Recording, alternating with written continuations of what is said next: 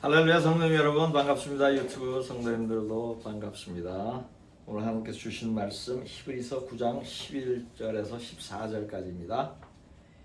히브리서 9장 11절에서 14절까지의 말씀 보겠습니다.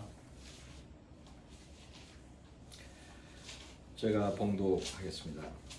그리스도께서는 장래 좋은 일의 대제사장으로 오사 손으로 짓지 아니한 것 곧 이 창조에 속하지 아니한 더 크고 온전한 장막으로 말미암아 염소와 송아지의 피로 하지 아니하고 오직 자기의 피로 영원한 속죄를 이루사 단번에 성소에 들어가셨느니라.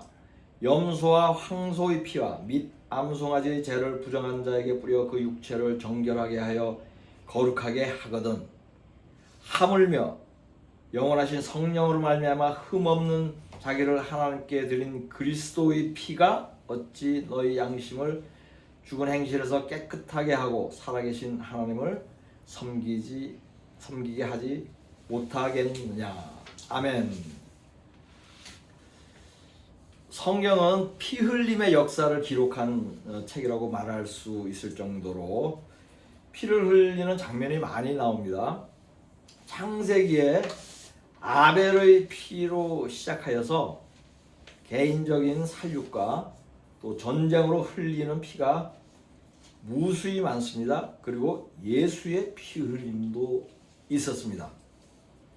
세례 요한과 스데반 같은 순교자의 피 흘림도 있었고, 성경의 마지막 책인 요한계시록에는 순교자의 피와 심판받는 자들의 피가 있고, 온 바다와 강과 물이 피로 변하는 장면도 있습니다. 피를 손에 묻힌 자들도 많았습니다. 가인은 아벨의 피를 자신의 손에 묻혔습니다. 다윗의 군대 장관 요압은 자신의 라이벌인 될 장군의 피를 손에 묻혔습니다. 유대인 군중은 예수를 죽게 함으로써 예수의 피를 자신들의 손에 묻혔습니다. 마태복음 27장 24절 25절을 보겠습니다.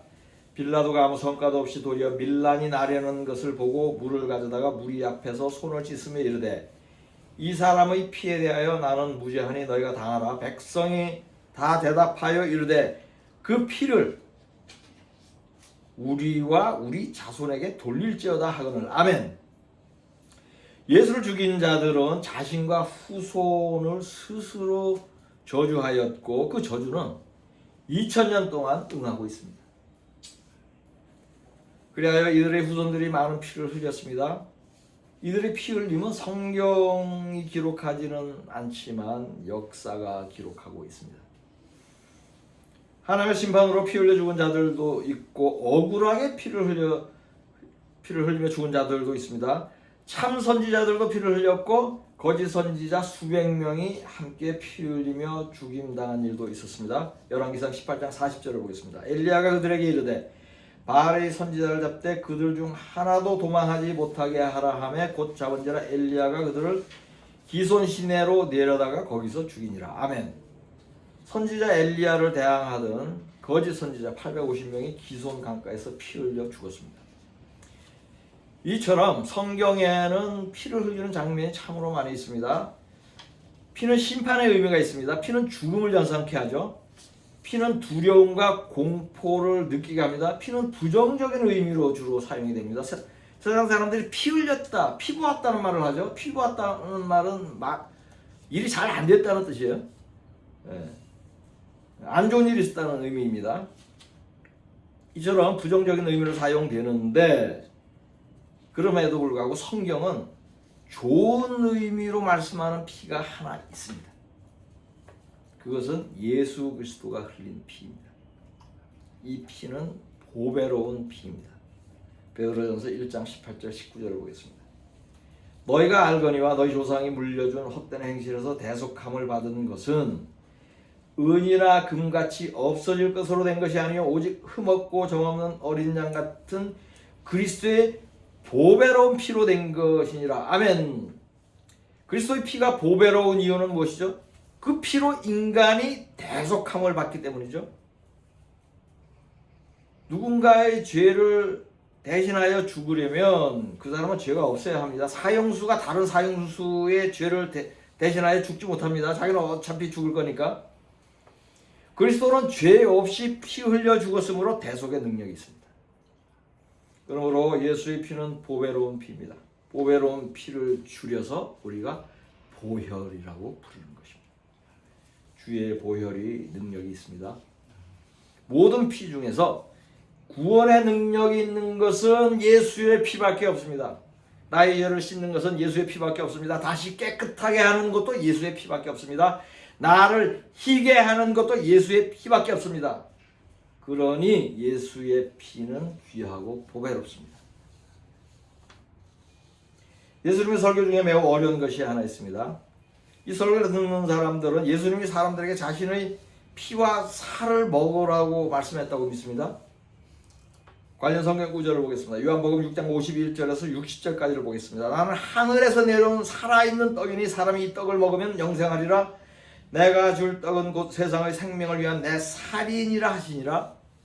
그러므로 유대인들은 서로 다투어 이르되 이 사람이 어찌 능히 자기 살을 우리에게 주어 먹게 하겠느냐.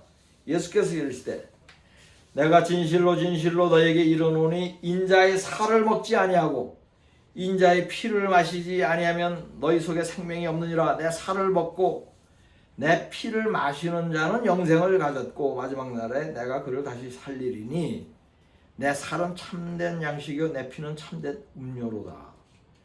내 살을 먹고 내 피를 마시는 자는 내 안에 거하고 나도 그의 안에 거하나니 살아계신 아버지께서 나를 보내시며 내가 아버지로 말미암아 사는 것 같이 나를 먹는 그 사람도 나를 말미암아 살리라. 이것은 하늘에서 내려온 떡이니 조상들이 먹고도 죽은 그것과 같지 아니에요. 이 떡을 먹는 자는 영원히 살리라. 이 말씀은 예수께서 가버나움 회당에서 가르치실 때 하셨느니라. 제자 중 여럿이 듣고 말하되 이 말씀은 어렵도다. 누가 들을 수 있느냐 한데. 아멘. 여러분이 성경 구절 많이 읽었지만 아직도 어렵죠?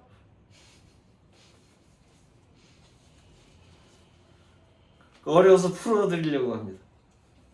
이 말씀이 어려운 이유는 비유로 말씀하셨기 때문이에요. 예수님은 자신의 몸과 피를 영생하는 음식으로 비유하였어요. 살은 참된 음식, 피는 참된 음료라고 했습니다. 이 말씀이 비유인지 모르면 이상하고 어려운 말로 들릴 것입니다. 이 비유의 말씀에는 이게 중요한 포인트예요. 성찬식을 염두에 둔 의미가 있어요. 성찬식을 그렇게 하라는 거예요. 조금 쉬워졌어요? 네. 성찬식에서 빵을 먹고 떡을 떼고 또 포도주를 마시는 예식이 주님의 살을 먹고 피를 마시는 상징이에요. 나중에 그렇게 하라고 이렇게 설명을 해버리신 거예요. 그래서 그 당시 많은 소문이 돌았어요. 예수님이 인육을 먹으라고 가르친다고. 무슨 식인종이냐고. 그럴만 하잖아, 이 말씀을 문자대로 들으면은. 근데 나중에 성찬식 하라는 말씀이에요. 많이 쉬워졌죠? 고린도서 11장 23절에서 26절까지를 보겠습니다. 내가 너에게 전한 것은 주께 받은 것이니 곧 주 예수께서 잡히시던 밤에 떡을 가지고 축사하시고 떼어 이르시되 이것은 너희를 위하는 내 몸이니 이것을 행하여 나를 기념하라 하시고 식후에 또 그와 같이 잔을 가지고 이르시되 이 잔은 내 피로 세운 새 언약이니 이것을 행하여 마실 때마다 나를 기념하라 하셨으니 너희가 이 떡을 먹으며 이 잔을 마실 때마다 주의 죽으심을 그가 오실 때까지 전하는 것이니라. 아멘. 네, 이러한 예식을 염두에 두고 하신 말씀이라는 것이 아주 중요한 포인트로 이해가 됐습니다. 그런데 또 이 예식에는 매우 중요한 포인트가 하나 더 있습니다. 교회에서 잘 가르치지 않아요. 그래서 말씀을 드릴게요. 성찬식은 예수님의 죽으심을 기념하는 예식이에요. 이 예식은 수시로 해도 되지만 죽으신 날인 6월절 즈음에 하면 더 의미가 있겠죠. 4월 2일이 6월절이었습니다. 이틀 전에. 그래서 저희 교회는 오늘 예배 후에 성찬식을 할 예정이에요. 근데 오늘 성찬식이 다를 때 하는 거 틀린 것은 빵을 띄면 안 돼요. 6월절이 아니면은, 그죠? 예. 무교절이 아니면은 그냥 빵을 띄면 되는데, 6월절에 하면은 뭐예요? 예. 우리는 떡을 진짜로 한국식 떡, 누르게 안 되면 그걸 떼야 됩니다. 그게 좀 어려우면 밥알을 뭉쳐서 떼어 드시 또 되지 않을까? 그죠? 그렇게 생각합니다. 이 구절의 말씀은 예수님의 죽으심을 기념할 때 묵념을 하라거나 슬퍼하라는 말씀이 없어요. 보통 죽은 자를 기념할 때는 그 애도하고 그런 마음이잖아요. 그렇게 하라는 거 없어요. 대신에 뭐라고 하죠? 주님이 죽으신 것을 주님이 다시 올 때까지 전하라고 해요. 성찬식의 의미는 뭐예요? 전도하라는 것이에요. 전도하는 마음을 다시 새기는 게 성찬식이에요. 그럼에도 불구하고 이 성찬식을 하다 보면은 눈물 나는 경우가 많죠. 눈물 흘리는 사람들 있으면 예수님의 죽으심 후에 기억이 나서 눈물이 나고 그래요. 그런 감동을 받는 건 좋아요. 근데 눈물 흘리고 끝나면 안 되고 눈물은 안 흘리더라도 야 전도 더 열심히 해야겠구나 그렇게 새기는 게 더 중요합니다. 아멘. 주님이 죽으신 것을 전하라는 것은 주님이 우리의 죄를 대신하여 죽으셨으니 믿고 구원받으라는 말을 전하라는 것이에요. 즉 전도하라는 것입니다. 예수의 살과 피를 먹고 마실 때 전도하는 마음을 더 굳게 하라는 의미입니다. 두 가지 중요한 포인트죠. 예수님의 살과 피를 먹는다는 의미. 예수의 피에 구원의 능력이 있습니다. 그렇지만 예수를 믿는다고 예수의 피에 구원의 능력을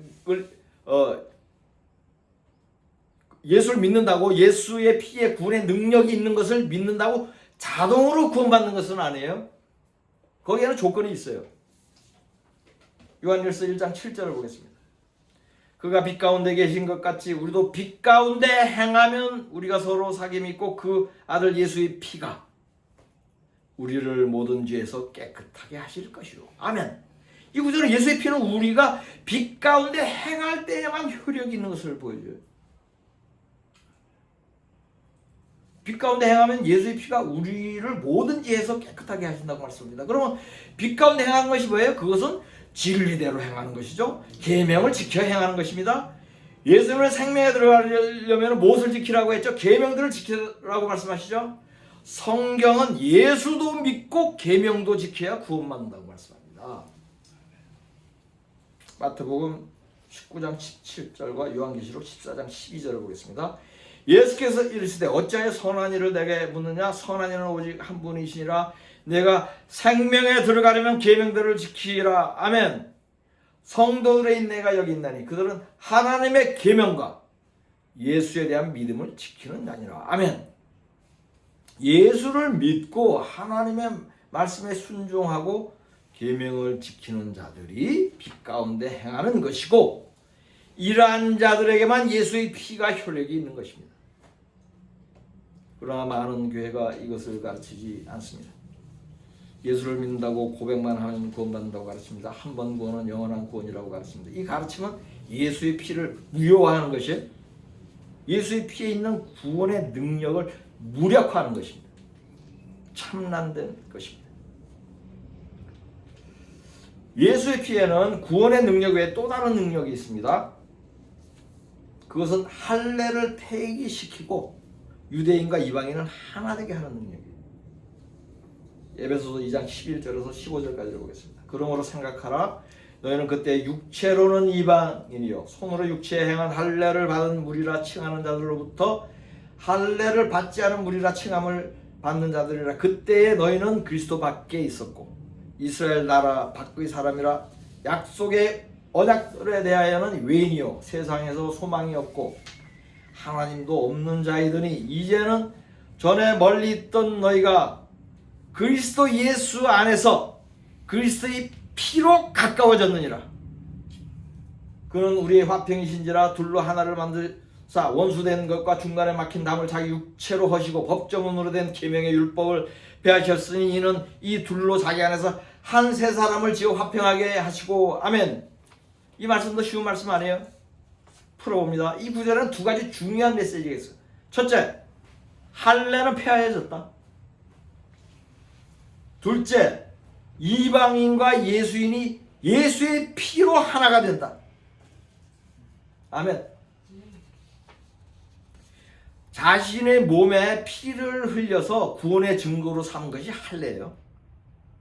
할례를 받으면 많은 피를 흘리게 됩니다. 피를 흘리는 방식으로 구원의 예식을 하는 이유가 있어요. 그 이유가 뭐죠?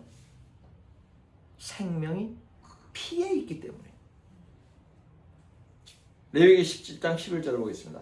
육체의 생명은 피에 있음이라 내가 이 피를 너에게 주어 제단에 뿌려 너희의 생명을 위하여 속죄하게 하였나니 생명이 피에 있으므로 피가 죄를 속하느니라. 아멘. 예수의 피를 이해하려면 이 말씀을 이해해야 돼요. 구약을 알아야 돼요. 레위기를 알아야 됩니다. 생명이 피에 있으므로 피 흘림이 없이는 사함이 없는 것입니다. 그러므로 예수님도 피를 흘리고 죽으신 것이며 예수의 피로 인하여 할례의 효력도 없어진 것입니다. 히브리서 9장 18절에서 22절까지를 보겠습니다. 여러분은 첫 언약도 피 없이 세운 것이 아니니 모세가 율법대로 모든 계명을 온 백성에게 말한 후에 송아지와 염소의 피 및 물과 붉은 양털과 우슬초를 취하여 그 두루마리와 온 백성에게 뿌리며 이르되 하나님이 너에게 명하신 언약의 피라 하고 또한 이와 같이 피를 장막과 섬기는 일에 쓰는 모든 그릇에 뿌렸느니라. 율법을 따라 거의 모든 물건이 피로써 정결하게 되느니 피 흘림이 없은즉 사함이 없느니라. 아멘. 이 히브리서 엄청나죠? 너에게 그 말씀을 인용해가지고 접목시켜서 멋있게 풀었잖아요. 성경으로 푸는 거예요. 할례도 피를 흘리는 의식이고 고대의 동물 제사도 피를 흘리는 의식이고 예수님도 피를 흘리고 죽었습니다. 생명이 피에 있으므로 다른 생명을 구원하기 위해는 반드시 피를 흘리고 죽어야 하는 것입니다. 예수가 흘리신 피에 구원의 능력이 있으므로 동물 제사도 없어졌고 할례도 없어졌습니다. 조금 전에 인용한 에베소서 2장 15절을 다시 보겠습니다. 법조문으로 된 계명의 율법을 폐하셨으니 이는 이 둘로 자기 안에서 한 세 사람을 지어 화평하게 하시고. 아멘. 이 구절에서 법정으로 된 계명의 율법은 할례예요. 다른 율법 아니에요. 이거 아주 중요한 포인트예요. 할례에 대한 법만 얘기하는 거예요. 에베소서 전체가 할례에 대해서 얘기하는 거예요. 모든 계명이 아닙니다. 이 구절은 예수의 피가 할례를 폐하였다는 의미예요. 여기서 이 둘은 유대인과 이방인이에요. 이 둘이 그리스도 안에서 새롭게 하나가 된 것입니다. 고대에 예수를 믿는 유대인들도 이방인 크리스찬들과 하나가 안 된 이유가 이것 때문이었어요. 할례가 아주 골칫거리였어요. 유대인들은 야 이방인도 나도 예수 믿고 너도 예수 믿는데 야 할례도 받아야 돼. 그러면 그때도 많은 거짓 교사가 있었어요. 그것 때문에 그냥 할례 받으라고 가르쳤는데 바울은 뭐예요? 그것 때문에 바울이 죽임 당할 뻔한 거예요. 할례 안 받아도 된다고. 구원받기 위해서 할례 안 받아도 된다고. 원하면 받아도 돼. 너희가 전통으로. 구원과는 상관없어. 그러니까 이게 너무 듣기 싫은 거야. 유대인들은. 예수 믿는 사람도 좀 듣기 싫지만 안 듣는 사람은 이제 아주 미치는 거지. 그래서 어제 저기 로마까지 쫓아와서 죽이려고 그랬잖아요. 그것 때문에 죽이려고 그런 거예요. 그래서 이 예수의 피가 할례를 무효화하면서 이방인과 유대인이 하나가 된 거예요. 이게 엄청난 일이거든요. 그게 뭐예요? 예수의 피의 능력에 하나에 들어가는 거예요. 그래서 놀랍죠?